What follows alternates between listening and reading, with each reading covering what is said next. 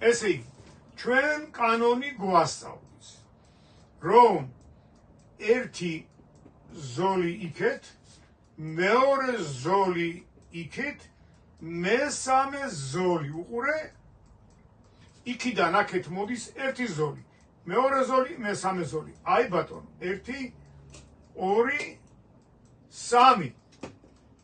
ეხლა აქედანაც იქით, უყურე, შენ მიდიხარ. ერთი ზოლი, პირველი ზოლი, მეორე ზოლი, მესამე ზოლი. ხედავ? პირველი ზოლი და აი მესამე ზოლი. ბატონო, ხედავ? კანონი გვეუბნება. სავალი ნაწილი, ანუ ბალახამდე თუ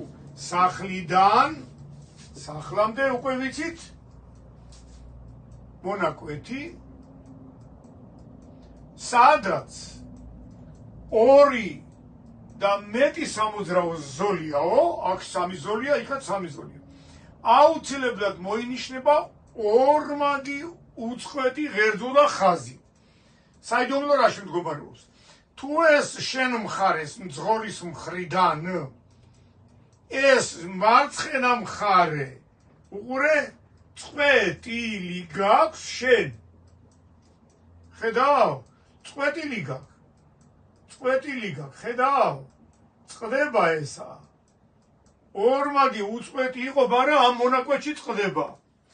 ეს გეუბნება, რომ აქო მძღოლის მარცხენა მხრიდანო მობრუნება შეიძლებაო. გამიგე? აი, მობრუნება შეიძლებაო. შენ იქ სიტუაციას გააჩნია, გესმის, როგორ მობრუნდებით, იქ რა ნიშანი იქნება, არ ვიცი, შეიძლება მობრუნდეთ აქა, შეიძლება მობრუნდეთ აქ, მაგრამ ამას უკვე არსებითი მნიშვნელობა არ აქვს.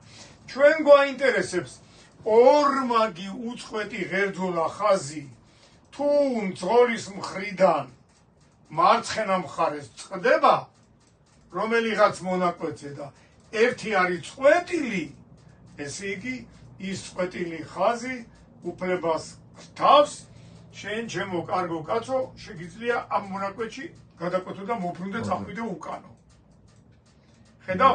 სხვა შემთხვევაში ორმაგი ღერძოლა ხაზი არსად არ წყდება. სადაც წყდება, იმენა წყდება შენ მძღოლის მარცხენა მხარეს. მაგალითად, ამ მძღოლს, ვინც იქიდან აქეთ მოდის, აი აქეთ, ხედავ? უწყვეტია, კედელია. ეს აქ ვერ გადაკვეთავს, იმიტომ რომ უწყვეტია. იმის მარცხენა მხარეს ხო უწყვეტი.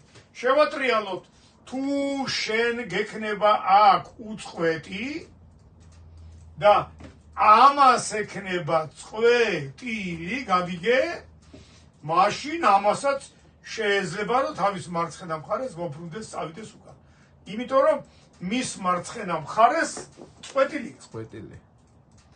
ესე იგი, დასკვნა რა არის?